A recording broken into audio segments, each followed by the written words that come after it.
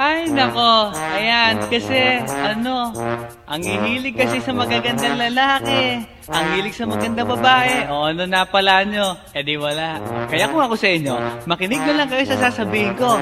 Humanap ka ng pangit at ibigin mong tunay. Yan ang dapat mong gawin. Kaya makinig ka sa akin and it goes a little something like this.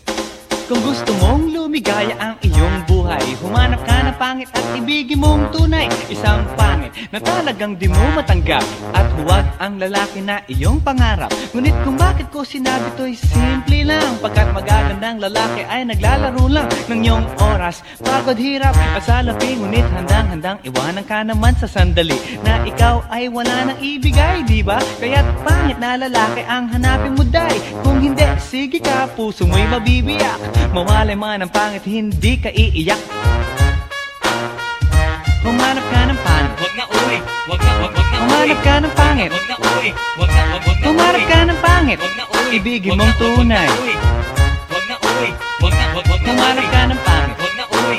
Wag na Humanap ka ng pangit. Wag na uwi. Wag na Humanap ka ng pangit. Wag na uwi. Ibigin mong tunay. Isang pangit na babae na mayroong pagtingin, mga liwa ka man, sige lang, andyan pa rin, pagkat ikaw talaga ang kanyang pag-aal.